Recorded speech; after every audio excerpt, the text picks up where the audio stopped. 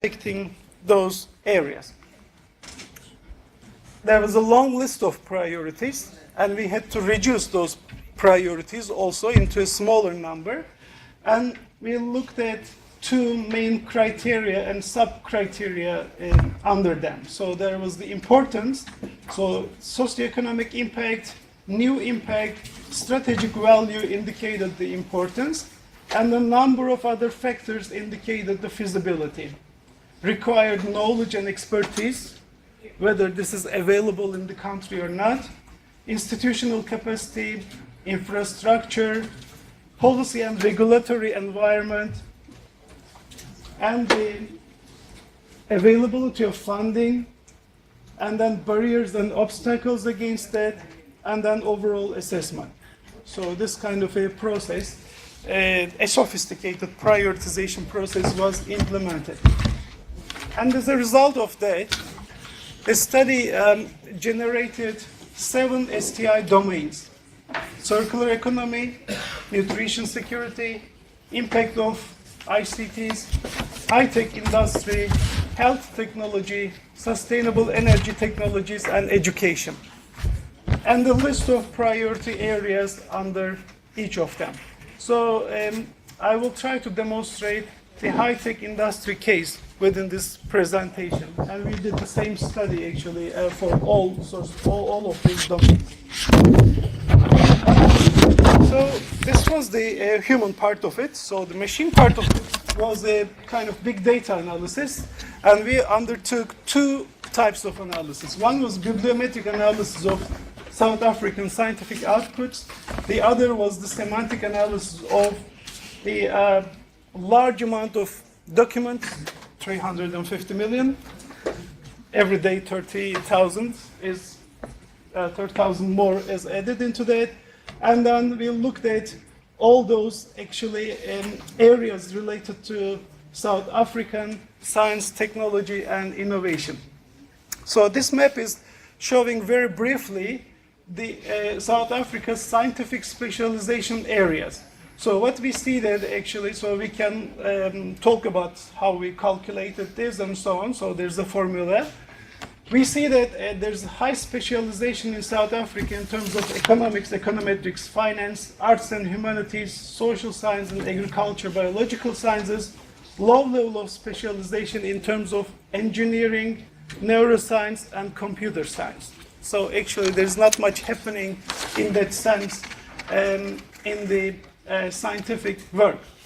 And when we look at the high-tech industry domain, we see that this is mainly talking about Industry 4.0. So there are a lot of changes, a lot of developments.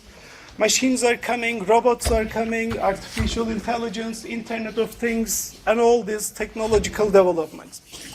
And these are actually expected to give rise to new industries, and at the same time, they are transforming our existing industries. So we need to actually upgrade them at some point. And we need to generate also some small and medium-sized enterprises and then some innovative entrepreneurs in order to make sure that we can actually tackle with the demands of the high-tech industry. This is a South Africa's publication, and then how actually the number of publications change over time. So dynamics of publications. The number of publications actually is very low, and this is representing only a small percentage of global publication output. 0.4%, 0.5%. Although it's increasing, the number is still very low. And we use our IFORA system and then developed a map for South Africa. This semantic map is actually showing the agenda. So this is how we supported the agenda of foresight in South Africa. Our scientific map revealed some areas that experts didn't think about it. So we put this on the table, and they were also taken into the consideration during foresight workshops. So there was the emergence of cryptocurrencies, for example, you can see that virtual reality came, and issues related to climate change, especially when old industries need to be upgraded into some new levels, and also the startups and SMEs and building capacity. So we'll look at each of these clusters and try to interpret them in order to enrich the content of this study. So this was the contribution to the agenda by the I4S system. So IT, in enabling small businesses, for example, IT adoption, high-tech startups, skill development came as important points. New thinking for new industries, artificial intelligence, virtual reality, gaming, cryptocurrencies, biometry, new technologies, aerospace and biotechnology. So these are the areas related to South Africa again. And new thinking for old industries, we see an emphasis on clean and sustainable technologies. Looking at the new thinking for new industries, we actually developed all these maps and interpreted them, so with their relevance to South Africa, because remember, all these actually come in the context of South Africa, so these are not like generic scientific developments. So these are the ones related to South Africa themselves. So we were able to actually make an assessment of that in relation to the country. So we put that aside. Okay, so we would like to have artificial intelligence, virtual reality, cryptocurrencies. These are very important for South Africa. But let's look at South Africa's capacity.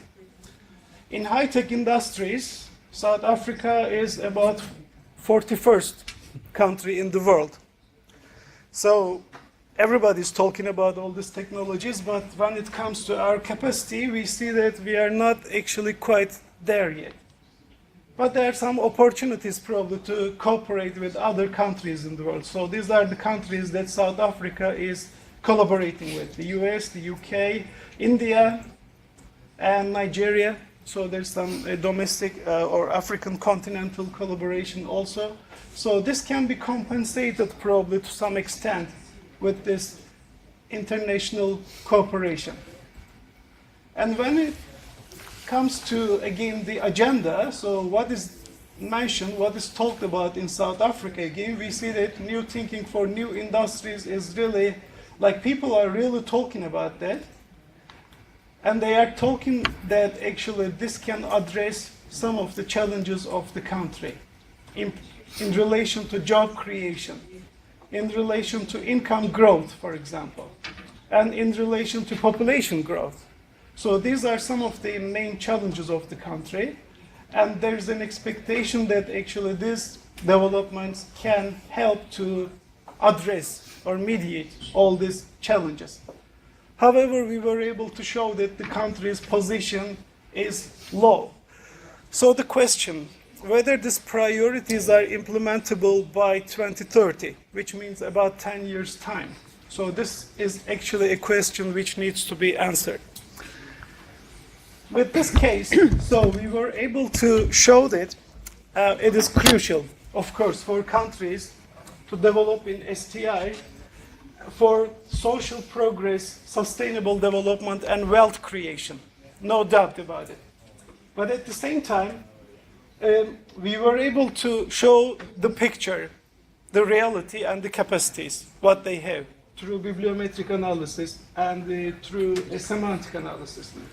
When we compared both of these, we see that in some areas, such as in information and communication technologies, South Africa's position is really low.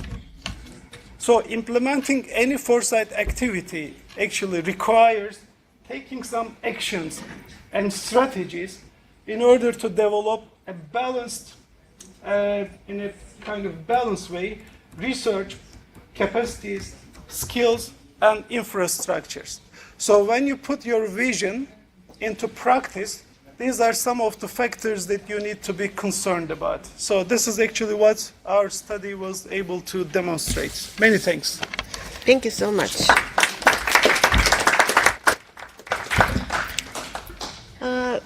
I can get one short question if you have. one short question. It seems not. Okay. Okay, sorry. Yeah. Anyway, we can get the questions after all four speakers finished. Okay. So let's move to next speaker. Okay. Yes. Okay. I'm Alina. Okay. Yes. Сейчас, секунду. Ага. Перекладывай. Okay. Okay, you career in the 21st century? Yes. Okay, let's start.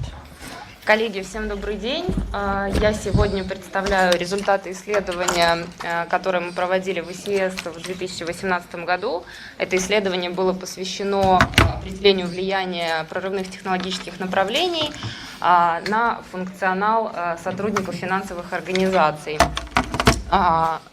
Соответственно, сейчас я расскажу, какие задачи мы перед собой поставили, а как переключить. Yes, the next one. Yes. It doesn't Doesn't work. work? Yes, Yes. works. Okay. Сначала я расскажу, какие задачи мы перед собой поставили, потом немножко расскажу о методах, которые использовали, и дальше кратко представлю результаты.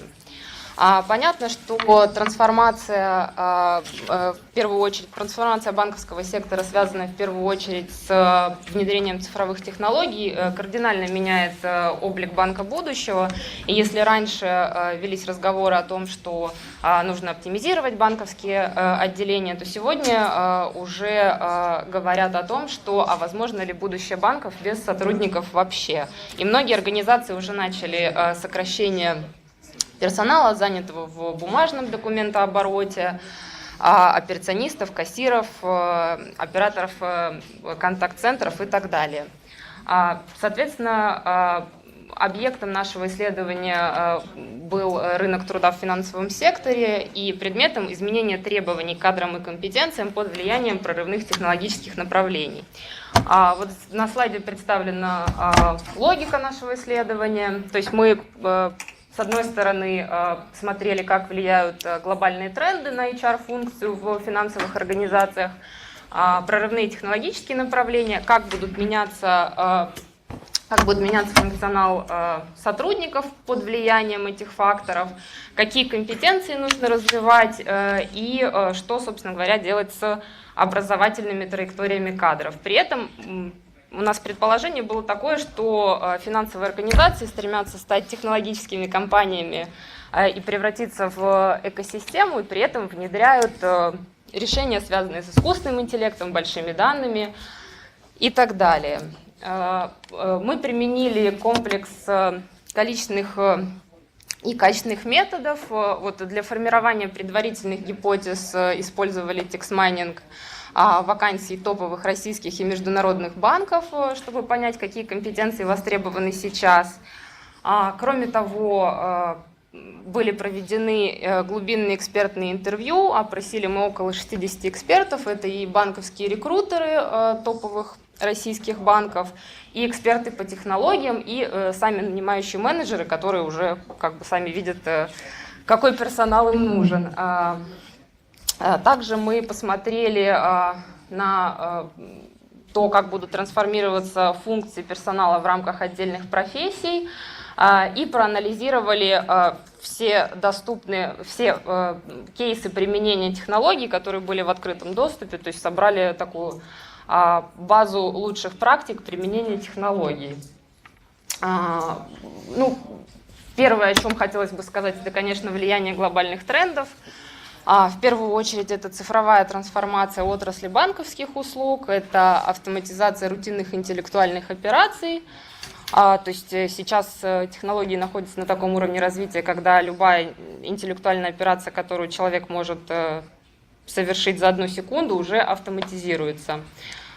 Кроме того, это стремительное накопление данных. В первую очередь это, естественно, касается финансовых организаций, потому что это сектор, в котором, наверное, массивов данных о клиентах больше всего.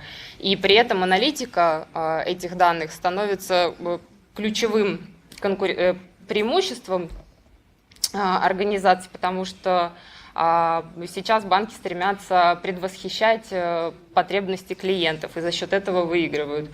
Нельзя обойти стороной и, конечно же, старение населения, которое тоже меняет требования к компетенциям, а также выход на рынок труда поколения Z. Вот, это поколение совсем с другими ценностями, и банки тоже задумываются, как адаптировать под них свои кадровые стратегии. Если говорить о ключевых последствиях этих трендов для кадров и компетенций, для изменений требований, то это в первую очередь снижение спроса на профессии, связанные с выполнением формализованных повторяющихся операций, это оптимизация численности сотрудников, это сокращение жизненного цикла профессий, связанные с тем, что технологии меняются очень быстро, и профессии возникают, меняются и исчезают. Это и трансформация профилей компетенций части сотрудников, таких как маркетологи, аналитики, HR-менеджеры, в связи с тем, что инструментарий их работы будет меняться. Также это возникновение новых ролей и профессий, исчезновение ряда профессий.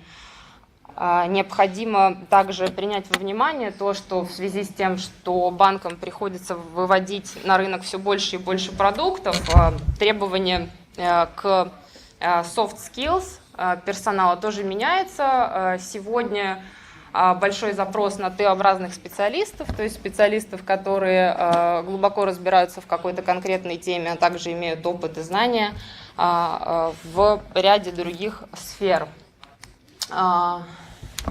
Здесь представлены результаты картирования востребованных компетенций на международном финансовом рынке. К сожалению, карта вот только на русском, но из нее понятно, что самые большие кластеры значимые – это кластеры компетенций, связанных с IT и продвинутыми цифровыми навыками.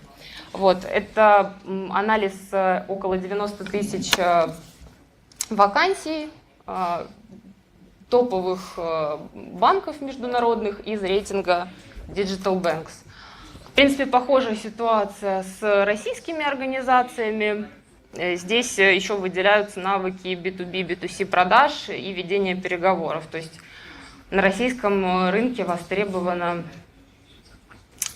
и такие компетенции. А если переходить уже к конкретному анализу, то для начала что мы сделали? Как мы собирали кейсы применения технологий? Мы взяли типовые банковские подразделения, там внутренний аудит, стратегический анализ, риск-менеджмент, финансовый анализ, и посмотрели, какие есть в мире вообще истории применения технологий, связанных с искусственным интеллектом, с кибербезопасностью, с блокчейном, интернетом вещей, виртуальной реальностью и робототехникой, и собрали эти кейсы в единую базу и представили результаты в формате такой вот тепловой карты. Да? Соответственно, наиболее насыщенный цвет это означает, что кейсов действительно много, и для кадров это означает, что влияние наиболее значимое, то есть технологии могут изменить природу работы, могут появиться новые профессии, и будет потребность в новых навыках.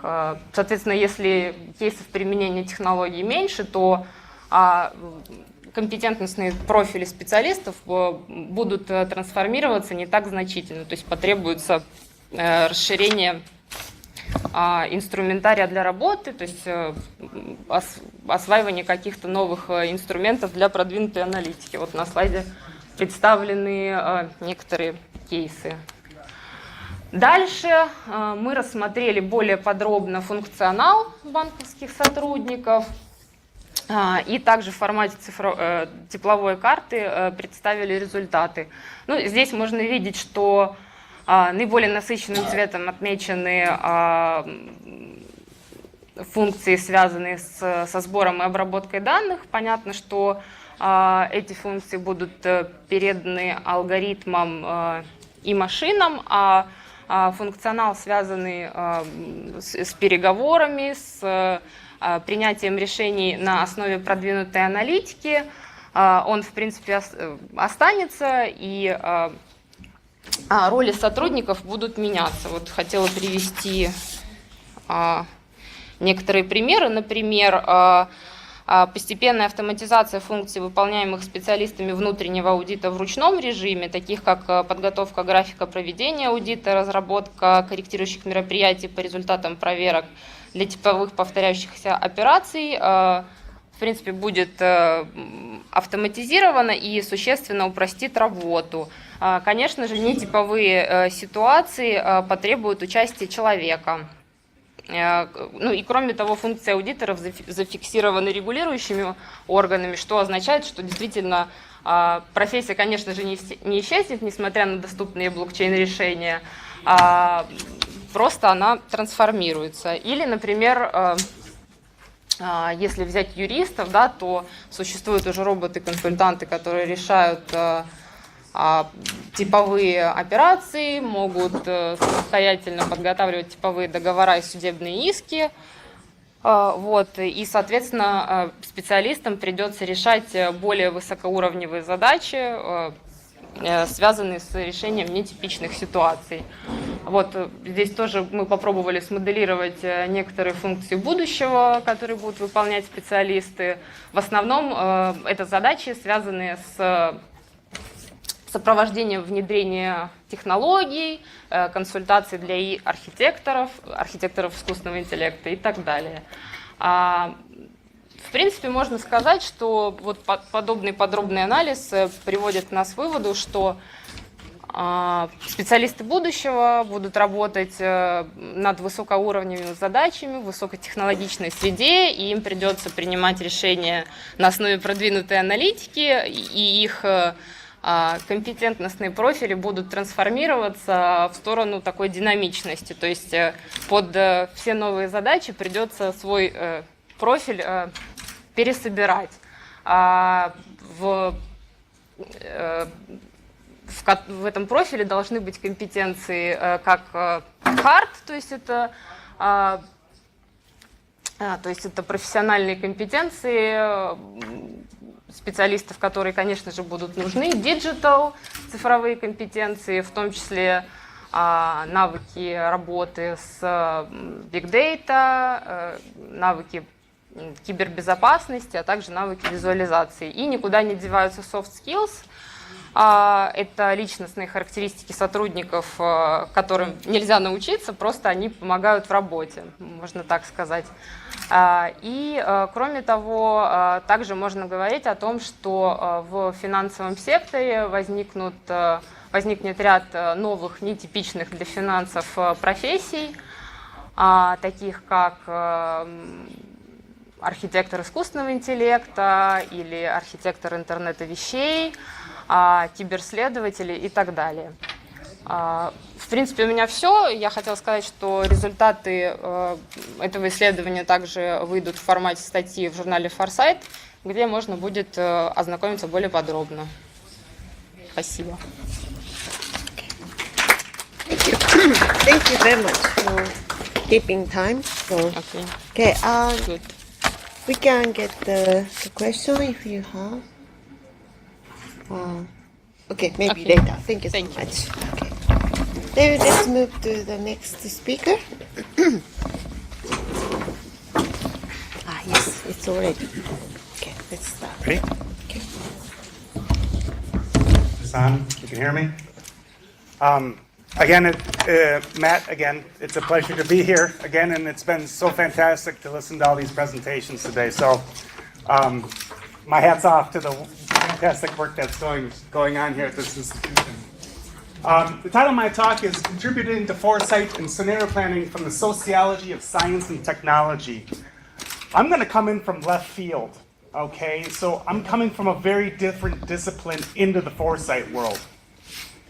And that's kind of a half-truth. So I had a previous career as a consultant in foresight and future studies, in particular in scenario planning for organizations and corporations with the Copenhagen Institute for Future Studies. So I'm a little bit of a latecomer to academia. And when I went back to academia, I was trained inside the Department for Philosophy and Science Studies. Okay? And so science studies, I'm going to go into a little bit of that to begin with because it's going to provide some necessary background to be able to understand what we're trying to do with this research program. So together with my main collaborator, Dr. Rowland from Penn State University, we've been at this since about 2015. So the study of science, or the social study of science, is a field that is growing and increasing in popularity. You'll see it from the conferences such as EAST and 4S, right? So the European Association for the Study of Science and Technology, or the sociology of the study of science and technology. So science studies has a foundation in sociology, right? So sociologists study groups of people and the patterns that they make when they work together, okay?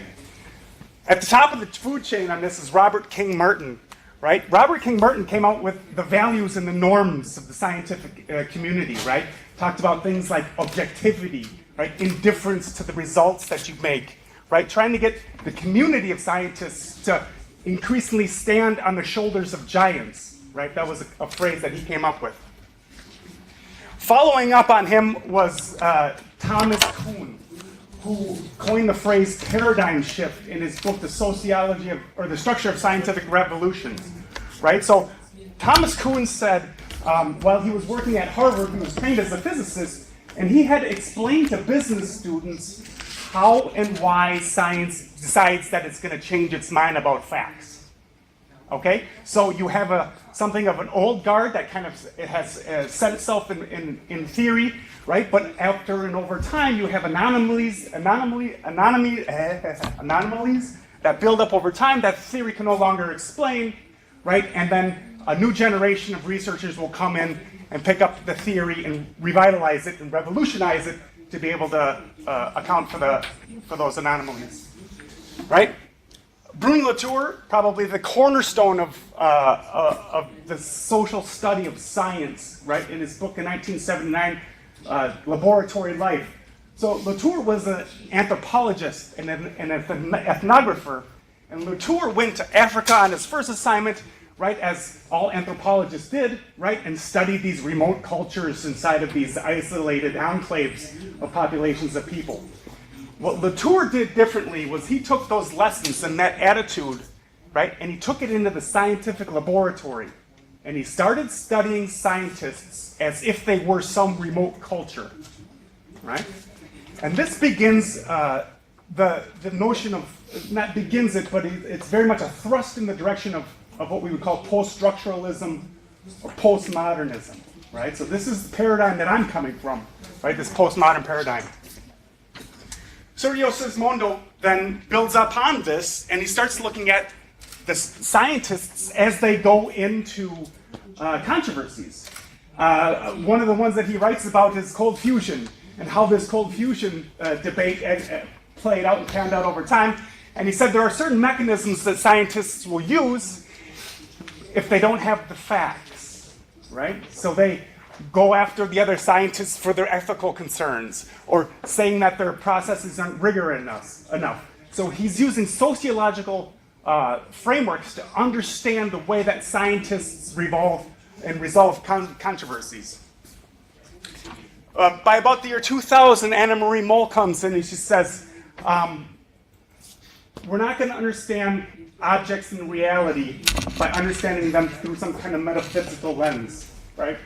So this is a different ontology than the ontologies we've heard of in computer science. This is the ontology of things as they are in relation and constructed under practice, right? So Anna Marie Moll goes into hospitals and she starts to identify and understand different diagnoses and different prognoses of ailments of people based on the specialist's approach to identifying and understanding these different problems.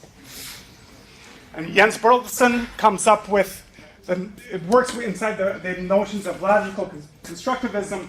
And what Jens Bertelsen's doing is he says, look, inside of the scientific literature of the articles that we write, over time, we have notions and concepts that build up so much meaning, and we imbue them with so much meaning that eventually they lose their ability to conceptually describe anything that we're doing. So Jens goes into political science, and he says, look, you guys have this problem with globalization.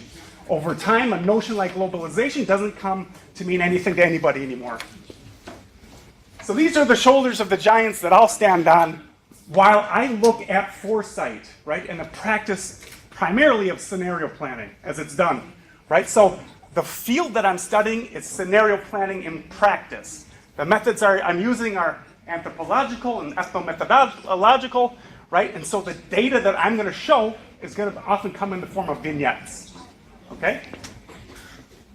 We're going to go back to the beginning of my PhD, where we're talking about a guy named Ron Bradfield, scholar out of Strathclyde, very well respected, and bumped into him, and he was very happy to talk about some of the things that we've been writing about. But I'm going to read this paragraph to you. I apologize, I'm going to turn my back, and I'm going to actually read this, because this is also very important for what we're going to do here in a minute.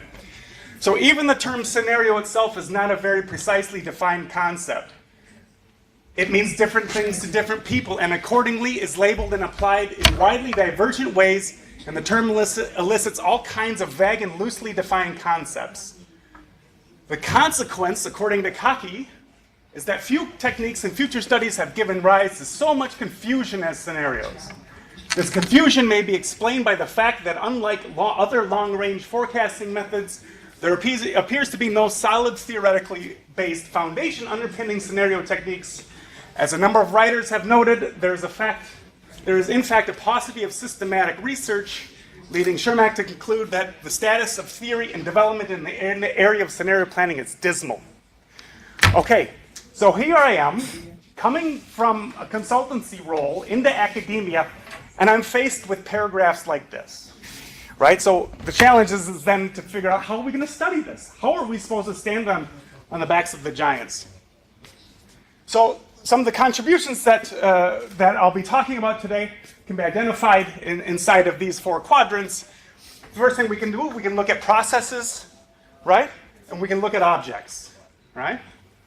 And then where do we find them? We can find them in practice, and we can find them in the patterns in academic inquiry, as in the papers, right, that everybody in this room is writing, right? We start with this one, a paucity of systematic research, right?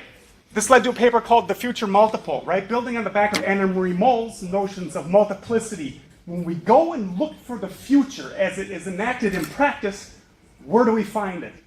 How does it look? Why is the futures in future studies plural, right? This paper is going after the ontology of an object that we create in the present, not some future that's out there, right? But what is it, the future? How is it represented in the present?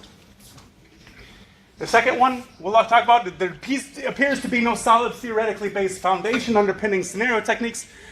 And so this one, so Future Multiple, that was in Foresight. We go to Futures, the Journal of Futures for the next one, Social Foundations of Scenario Planning.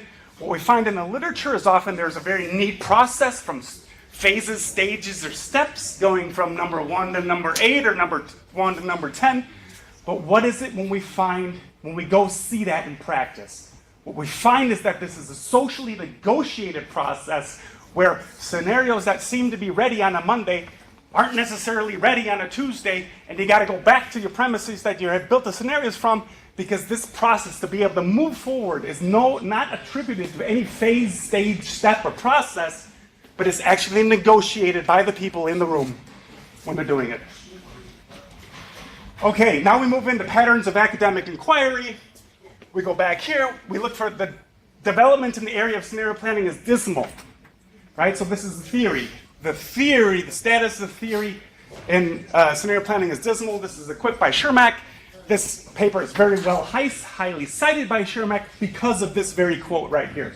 So this quote gets a lot of attention, and what we're postulating in this paper is that it's not that Schmatko is wrong, but we find this pattern in academic inquiry, the ability to construct contributions by academics themselves based on this notion that there's no planning or no theory to support scenario planning. So what we do, we call this a scenario planning paradox. And what we find is that when people say that there's no theory to support scenario planning, it gives them the liberty to inject whatever theory they feel irrelevant for them. And we have a whole list of them in the paper, right? And that builds up and actually produces this self-fulfilling prophecy that, in fact, there is no status that isn't dismal inside of scenario planning. The other thing that we see is that there's a sister quip that's used by Martelli, that the field of scenario planning is in chaos, or the methods are in chaos, and it leads to this quip that's repeated over and over again inside the scenario planning literature, that there is this problem of methodological chaos. And Martelli's not wrong, because he says that all of the practitioners that are out there running scenario projects have something of an embodied method to that. But what happens is when the authors in this room, and myself included, when we start talking about how the methods are in chaos, we come up with a typology to map those methods and reduce the chaos. But over time, those typologies then stack up over time, giving us the methodological chaos. That's in technological forecasting and social change. In the final paper, right, we've got few techniques and future studies have given rise to so much confusion as scenarios, right? And this is a defining scenario paper. This was published in the New Journal of Futures and Foresight Science here. It's actually 2019 was the first issue, so I apologize for that. And I'll talk a little bit about this one. So how much time? How are we doing? 5 minutes. 5 minutes? Good. So the problem of defining a scenario, we find this going back to at least 1968, when Simon Brown, working for the U.S. Department of Defense, says that often with great conviction, the champions of various definitions try to convince others that their particular notion is the correct one, and that other animals may be presented to them bearing the label of scenario are really something else in disguise, possibly context, situations, plans, assumptions, parameter values, but certainly nothing you ought to be calling a scenario, right? So we see this in the literature. We see this scenario then being paired up with scenario-based discussions, deliberations, conversations. So how is it that we use scenarios as an artifact to talk through or talk amongst, right? Is it a cognitive effort that scenario-based leads us to this cognitive level of being able to think, learn, or discover new things, right? Or is it something that we're actually doing it and combining with other tools and methods, exercises, modeling, and risk analysis, and planning being the big one. Again, as a young scholar entering the field of scenario planning into the literature, right? We get a lot of strange definitions for scenario. They're images of the future, right? Maps of the future landscape, artificial case histories, future histories, past futures, leaps and jumps into the future, disciplined imagination, mental time travel. A favorite one, huh? Memories from the future. John was talking about that today. Awkward forms of evidence, right? Not to mention the dominant tradition itself referred to as intuitive logics. And this is the tradition that I'm coming from, right? So mostly out of the UK and South Africa and Australia. So again, Shermack comes up with this, another new quip here, just as recently as in 2018. The problem remains that a clear, consistent, agreed upon definition of scenario planning is yet to be achieved, if it is even possible at all. Okay? So the method, we did something of a big data exercise, right? We searched a library of papers inside of this intuitive logics tradition for the terms a scenario is and scenarios are. Thinking that whenever a scholar is going to write a paper about scenario planning or about scenarios, and they write this phrase, whatever comes after that, they're going to be very careful with their wording. Now, we found 405 references, and we find that that's not all in all the cases true, but at least it was true in about 90 of them. So we had 90 statements that were saying a scenario is this, that, or another thing, right? And we exclude statements, come up with a vocabulary list and the frequency, just counting the words, what's going on here, right? We summarize these results as questions, and we end up with this nifty little flow chart. So scenarios, right, is a phenomenon. Is it future-oriented? If it's not future-oriented, we're talking about other thought experiments. We're talking about the counterfactual, where you go back in the past and change something and ask the question, is that present still the same today as it would be if we hadn't changed that element. The nowcast, the whole, imagine you're riding a bicycle in the rain, uphill, right? We can project ourselves in the same place, time, in the present, out into some other context. I just mentioned context. Is it about the external context? In this tradition of intuitive logics, scenarios are out of the control of the organization that's building the scenarios. So, if they're not out of the control of the organization, we're talking about prefactuals. Do we build the plant in India or China? Right? It's a prefactual, and how would our future then look if we had taken one of those two options? How do we evaluate, right? Leadership visions, right? We're going to go there, right? That's something we have control over. Not about the external, but the internal dynamic. So, is it a narrative description? In this tradition, scenarios are often in story form, right? And if they're not in story form, we're talking about trend extrapolation, forecasts, model simulations, sensitivity analysis, consensus forecasts, right? Those are data points coming from the past. Are they plausibly possible? Right? This is a bit of a contention inside the intuitive logic tradition. If they're not plausible or plausibly possible, we're talking about things like science fiction, future fantasy, dystopias and utopias, right? Are these things that the organization has time to plan for? Is this how they should be really spending their money when they're doing strategic planning? Right? Are the scenarios built inside of a systematized set? Right? So, and if they're not built in a systematized set, we're talking about a single prediction of the future. We're talking about a what if, a wild card, right? A contingency plan, a baseline scenario, even a backcast, right? And finally, are they comparatively different from one another? So are the scenarios comparatively different from one another? We start bumping into other traditions, usually morphological boxes, where you're selecting scenarios that are, say, occupying the same island or cluster inside of a heat map. So, defining scenario says, okay, maybe we can find something that at least the scholars would agree on for the time being, right? If they were to look at this. So, hey. So I had a colleague of mine translate this into Russian. She claims no authority over its accuracy. She is Russian, but she said that you should check it with this group here to see if you have any comments and if this holds up for you and your understandings of what you know about the intuitive logics tradition, right? Not necessarily the traditions that you're coming from.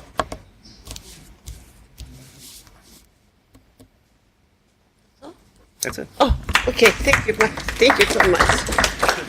Oh, just on time. Thank you so much. Oh, okay. Okay. Sorry. I'm going into my backup slides. Next. Okay, thank you so much. On time. Left. Okay, and then let's move to the last speaker.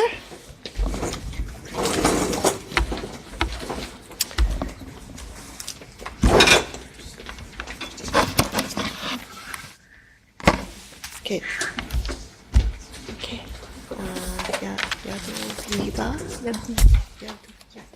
Jadwiga. Okay. Last speaker will be Jadwiga for Science and Technology Foresight. Are you ready?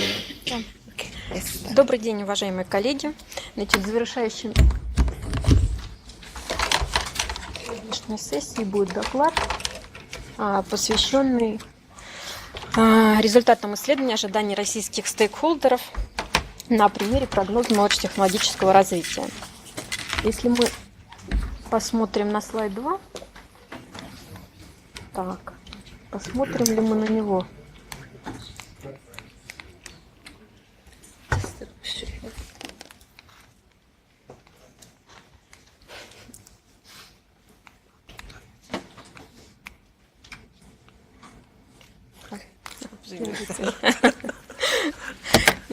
Если мы посмотрим на слайд 2, то увидим, что в России за последние 10 лет значительный рост наблюдается числа форсайт-исследований. Да, и в связи с этим, конечно, встает вопрос об изучении спроса на эти форсайт-исследования. Поэтому сегодня мы вам представляем основные результаты этого нашего исследования ожиданий спроса российских стейкхолдеров. Значит, если мы посмотрим на этот слайд, то увидим, что сначала инициативы по разработке научно-технологических форсайтов были сосредоточены в основном на федеральном уровне. Это были федеральные стейкхолдеры, такие как государства, отраслевые министерства, ведомства. Однако позднее эти исследования были инициированы уже на региональном уровне, в основном в промышленно развитых регионах, в которых сосредоточены значительные научно-технологические возможности. Значит, в том числе в Москве, в Екатеринбурге, Томске и ряде других регионов. И в настоящее время уже и отраслевые фонды, и крупные и средние компании все чаще для формирования долгосрочных стратегий проводят форсайт-исследования. И можно отметить, забегая вперед, что последствием роста числа форсайт-исследований и повышения их качества стало распространение культуры форсайта и ее проникновение на различные уровни принятия решений – национальный, региональный, отраслевой, корпоративный. И вот это накопление критической массы форсайт-исследований в России потребовало проведения оценки их результатов и исследования ожиданий российских стейкхолдеров. Значит, на слайде 3 мы увидим, отдельные линии среди всех этих исследований проходит прогноз научно-технологического развития. Его основные стадии представлены на этом слайде. Значит, первый крупномасштабный прогноз был инициирован Министерством образования более 10 лет назад. Это исследование включало научно-технологический форсайт приоритетных областей развития науки и технологий. Следующий цикл был уже связан, был посвящен анализу перспектив развития мировой экономики и ключевых рынков. Но самый масштабный проект был инициирован по разработке прогноза, был инициирован уже в 2011 году. В том виде, в котором мы сейчас уже знаем этот прогноз. И его целью было выявить перспективные направления развития науки и технологий на горизонте до 2030 года. В реализации этого проекта участвовали десятки организаций, которые являются экспертами в отдельных научно-технологических областях. Координировались эти работы Высшей школы экономики. Значит, собственно говоря,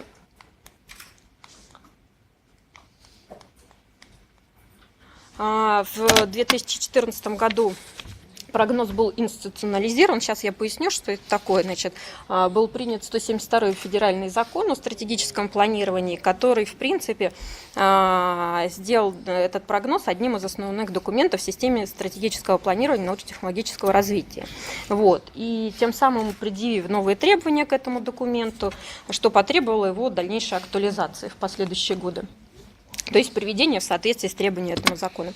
Значит, если мы посмотрим на слайд 4, здесь изображена экосистема форсайта в России. В целом можно сказать, что она формируется под воздействием следующих факторов. Это следующие внешние факторы. Это глобальные тренды ВИСМ, остальные я не буду зачитывать. Значит, это изменение, естественно, ожиданий со стороны стейкхолдеров. По мере того, как появляются новые стейкхолдеры, соответственно, предъявляются новые требования к содержанию этих прогнозов. Значит, это развитие инфраструктуры, а также спрос на оценку результатов форсайта. Если мы сейчас перейдем к слайду 5, значит, в принципе, в мире достаточно много внимания уделяется оценке качества результатов форсайт-исследований, оценки самих этих форсайт-исследований. И на слайде 5 представлен один из таких основных примеров. Это одна из первых оценок таких проектов. Был выбран это пример немецкого проекта, который был также инициирован Министерством науки и исследований, по-моему, так называется, федеральным. Соответственно, оценка была проведена в 2 раунда. Она проводилась под руководством известного специалиста Люка Джорджо с участием международной панели экспертов. А также были привлечены ряд представителей науки и бизнеса. Значит, здесь перечислены на слайде основные методы, которые были использованы при проведении такой оценки. Это онлайн-опросы, углубленные экспертные интервью, анализ документов, экспертные панели и другие. Значит, на слайде также приведены ключевые вопросы, которые, в принципе, при проведении таких исследований задаются. Значит, их, в принципе, можно поделить на две группы большие. Первый, значит, это вопросы, касающиеся организации непосредственно самих форсайт-исследований, то есть методологии их. Значит, и второе – это выходные результаты исследования, собственно говоря, их имплементация, что является выходными результатами, как они были имплементированы, какие итоговые материалы были сделаны. Значит, с учетом, если мы сейчас перевернем на следующий слайд, значит, с учетом наших задач исследований, международного опыта, мы сформулировали вопрос и следующие гипотезы к нему. Значит, как меняется спрос на результаты форсайта со стороны различных групп стейкхолдеров и наши гипотезы. Значит, первая наша гипотеза – это то, что форсайт становится от каких-то несистематических упражнений, значит, он становится обязательным для лиц, принимающих решения, вне зависимости от какой-то доминирующей экономической модели. То есть, значит, мы считаем, что ускорение глобализации и усиление неопределенности эффектов от новых технологий существенным образом повышают спрос на результаты таких форсайт-исследований. Вторая гипотеза – это то, что происходит переход от концепции, значит, что дайте нам значит, скажите нам, что делать, дайте конкретные, сформулируйте конкретные рекомендации, дайте нам результаты этого форсайт-исследования, а дальше мы уже решим, как мы можем применять их в своей деятельности, как мы можем дальше развивать. Вот. И третье – это то, что как навыки самих лиц, принимающих решения или стейкхолдеров, важны для работы с результатами форсайт-исследований. Значит, то есть каким образом они будут определять те требования к конечным результатам, как к требованиям к внедрению в процесс стратпланирования. Вот. На 7-м слайде представлена методология нашего исследования. Вот. Значит, собственно говоря, мы видим, значит, если будем проходиться по этим графам, мы видим, как менялась цели и задачи наших форсайт-исследований, просто от подготовки материалов по перспективам научно-технологического развития, анализа трендов до разработки уже сценариев, прогнозов показателей научно-технологического развития и прогнозов перспективных компетенций и исследований, о которых сегодня коллеги уже рассказывали. Значит, также мы расширяли постепенно перечень используемых инструментов. И начинали мы с опросов экспертов, углубленных экспертных интервью, переходя к опросам Дельфи. И сейчас мы уже используем продвинутую аналитику больших данных на базе i4 нашей системы, о которой сегодня также коллеги рассказывали. Также мы наращивали с течением времени выборку наших респондентов. Если первые наши выборки, совместно мы проводили опросы с Российским союзом промышленников и предпринимателей, вот, также опрашивали индивидуальных экспертов из министерств, ведомств, каких-то научных организаций, вот, то потом, значит, мы уже переходили. Сейчас мы уже, значит, в какой-то момент, когда технологические платформы были на пике, мы привлекали технологические платформы к этим опросам. Сейчас это уже регионы: Москва, Воронеж, Российская академия наук, а также кластеры. Вот на слайде 8 представлены вопросы, которые мы в наших анкетах задавали экспертам. Значит, ключевой был вопрос: это какие основные результаты прогнозов форсайтов были интересны для компаний. И второй вопрос, он касался тех ограничений, которые, по мнению респондентов, препятствуют более активному внедрению результатов форсайтов, прогнозов в России. Вот. И дальше в порядке бывания расположены ответы респондентов. То есть вариантов ответа было несколько больше. Вот здесь мы даем основные ответы, которые прозвучали от наших респондентов. Собственно говоря, потом эти ответы служили нас подстегивали дальше к изменению методологии, к пересмотру каких-то, возможно, результатов, потребностей заказчиков. Значит, перейдем к следующему слайду. Значит, на слайде 9 у нас отражены основные результаты опроса, значит, стейкхолдеров. Мы задавались несколькими ключевыми вопросами. Это кто кто наш основной потребитель форсайтов. И здесь мы видим, как, собственно говоря, эти потребители менялись с течением времени. Если сначала, как я уже говорила, это были правительственные какие-то организации, это было, значит, государство на федеральный уровень, это крупные компании с государственным участием, то позже присоединились представители бизнеса, а сейчас это уже и фонды, и университеты, и регионы активно развивают. Значит, дальше мы задавали вопрос, что же интересовало заказчиков, какого же результата они хотели. Значит, собственно говоря, и мы видим, что, вот посмотрим на эту схему, мы видим, что и последний был вопрос, это как часто проводились форсайт-исследования и каковы были наши выводы по результатам исследования ожиданий стейкхолдеров на том этапе. Значит, и мы видим, что вот с 1 по 3 этап, то есть если сначала это были не систематические упражнения по проведению форсайт-исследований, что теперь мы видим, как форсайт становится обязательным, что называется must have. Дальше мы видим, что спрос двигается уже от простой какой-то аналитики в сторону больших данных, более какой-то четкой детализации, моделированию, построению сценариев. И мы видим, как потребители все больше уже не хотят какого-то конкретного документа, а они хотят такие результаты, которые можно системно интегрировать в их систему корпоративного принятия решений. И для этого, как я уже говорила, им нужны не отдельные документы, а некая такая платформа для принятия решений. Вот. И дальше, подходя к концу, значит, мы отметили какие-то дальнейшие наши, как можно обобщить, что бы мы хотели дальше развивать в рамках нашего анализа спроса на форсайт-исследования. Значит, мы хотим проводить исследования на микро- и макроуровне, то есть мы хотим оценивать вклад от реализации научно-технологических приоритетов, проводить оценку от цифровой трансформации, проводить опросы компаний, в том числе малых и средних. Дальше мы хотели бы двигаться в отношении, хотели бы понимать, как результаты этих форсайтов можно интегрировать в систему принятия решений, управления, как они интегрируются туда. А для этого нам нужно, оценивать инструменты политики, оценивать эффективность этих инструментов политики. А также хотелось бы отметить, что немаловажное направление – это форсайт-институтов или задачи нового правового регулирования, связанные с развитием науки и технологий. Об этом я расскажу чуть позже. Значит, дальше мы хотели бы понять, как происходит переход от научно-технологических приоритетов к портфелям технологическим. Адаптировать эти рекомендации к бизнес-стратегиям компаний, регионов, больше учитывать социальный и экологический фактор.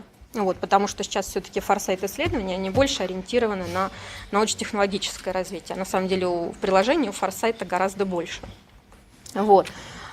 И хотим понимать, как будут изменяться ценности, хотим прогнозировать это. И дальше это развивать компетенции в сфере научно-технологического форсайта, в том числе у нас уже есть. Мы это делаем, мы развиваем, у нас есть свои курсы, магистерская программа, наши специалисты проводят лекции на эту тематику. На всем мы останавливаться не будем. Я хотела бы заострить внимание на одном достаточно перспективном направлении, которое, судя по опросам наших стейкхолдеров, достаточно востребовано. Это форсайт институтов. Дело в том, что ускорение темпов изменения экономики и общества, оно приводит к тому, что сложившаяся система законодательного регулирования, она перестает отвечать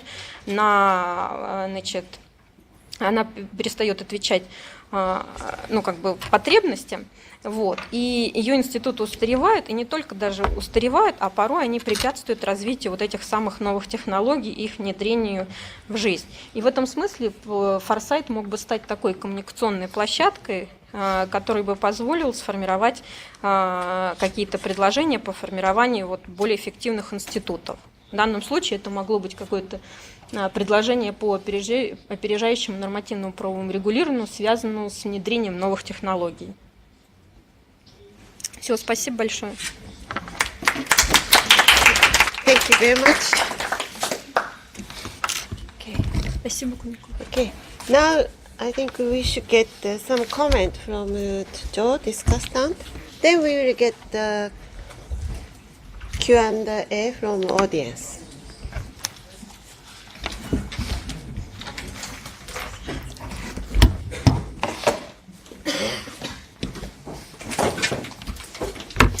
Okay, thank you. Very, very interesting, and I think a very good end for today. So I would like to ask some questions which maybe can be continued by the audience, and I hope we have at least a few minutes to do that. It was also suggested we might, if we choose to, stay on after 6 o'clock for some general discussion. I would myself find that very useful, but we'll come back to that question. We will do a survey. Democracy.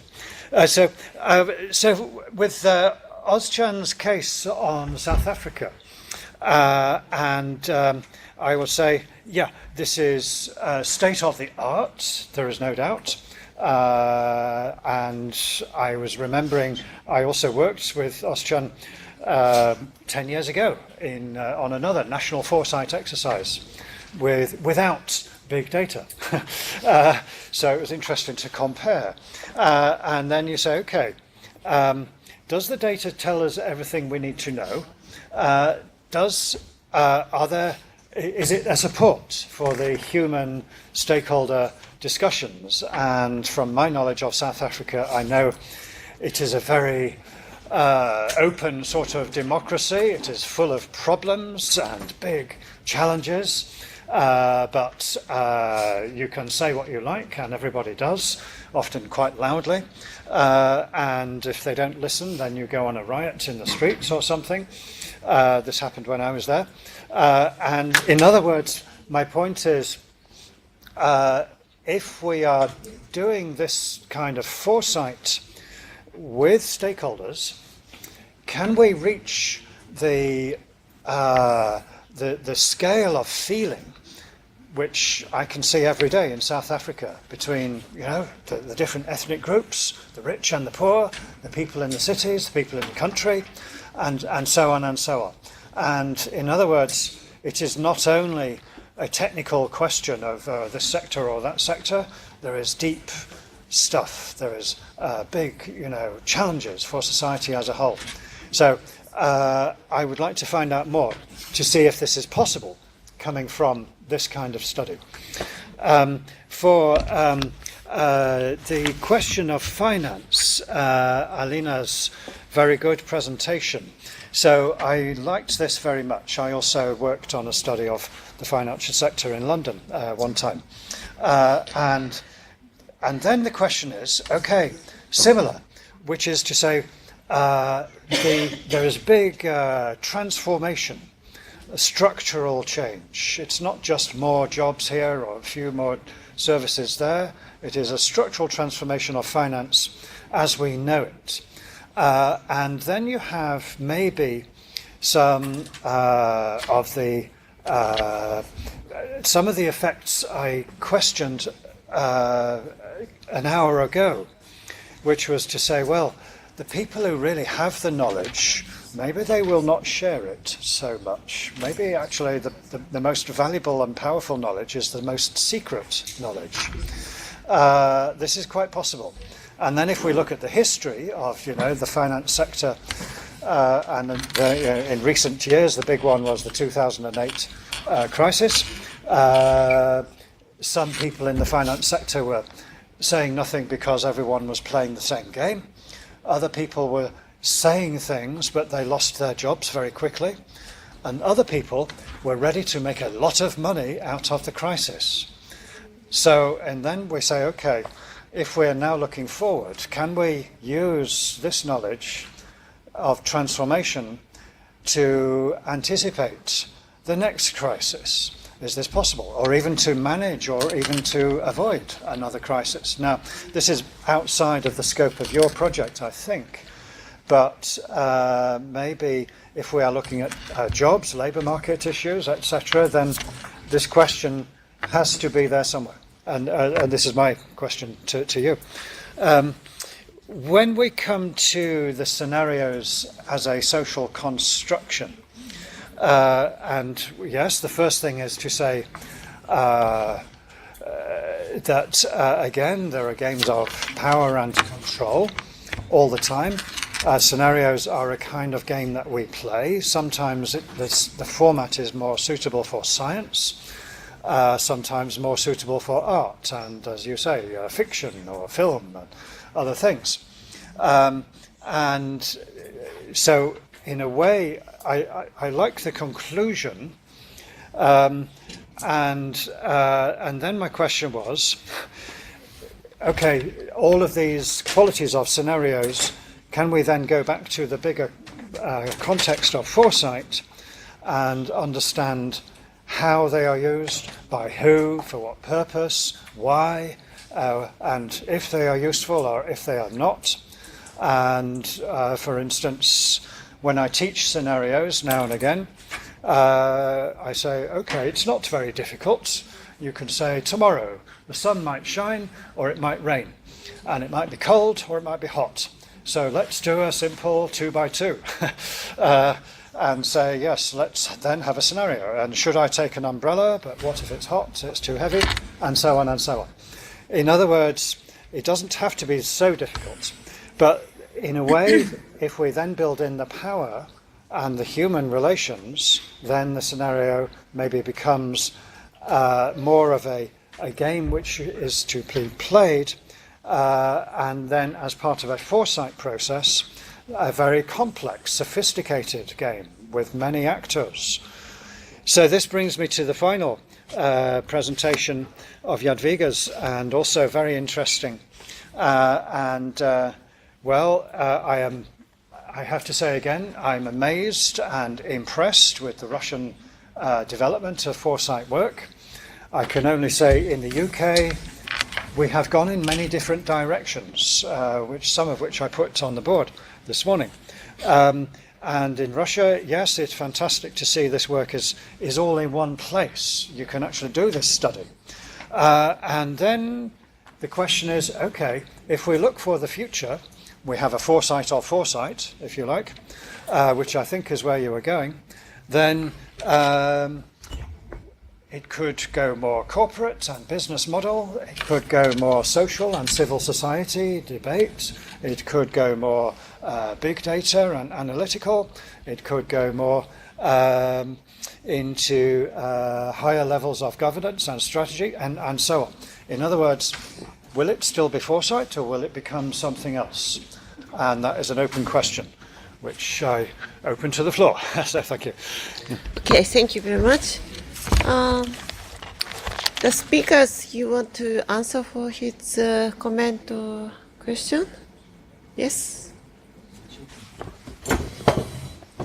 Alina?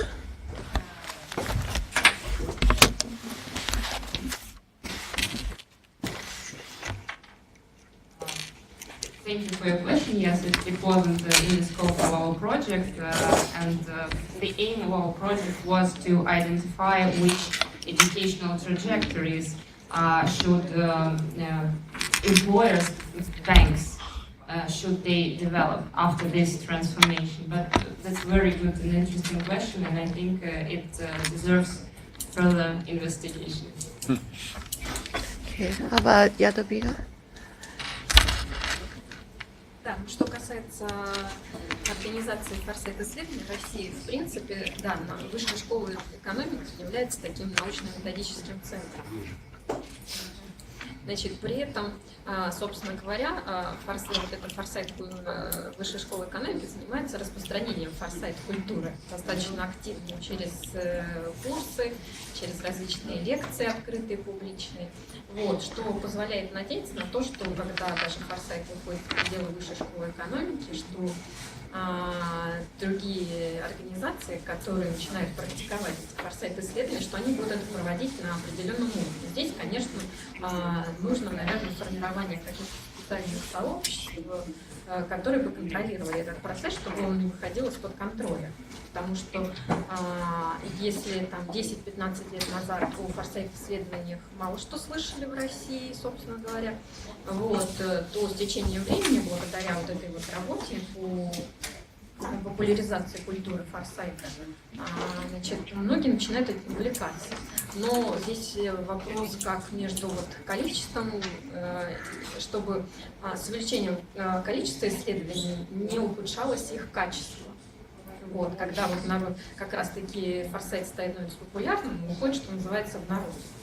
Вот. И здесь, мне кажется, вот Высшая школа экономики, иностранные эксперты, которые входят в наблюдательный совет Института статистических исследований, здесь они могли бы тоже сыграть свою роль.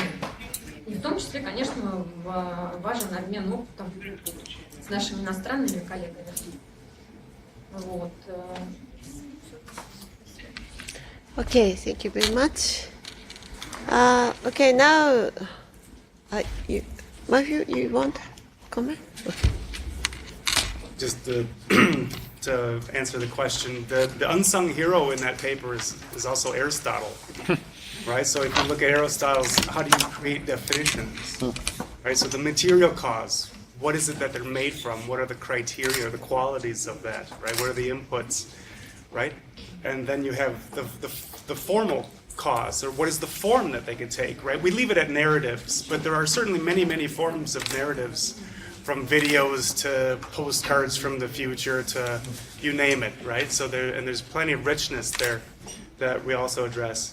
And then what is their efficient cause, or what is their final cause, right? So what is it that they're used for, right? So their decision making, are they used for inputs into strategy processes and stuff? So yes, there are certainly unaddressed questions that flowchart can handle, right? But there are certainly other considerations in the larger paper, in the context of the larger paper. I'll read the paper.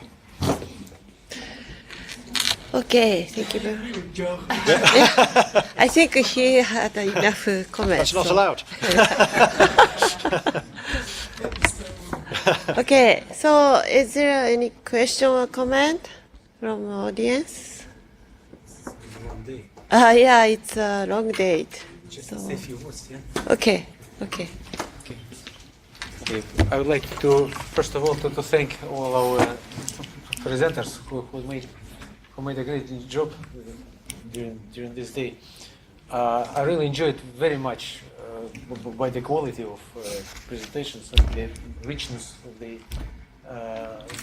them, and also a lot of new ideas here, at least for me. I don't know what about you.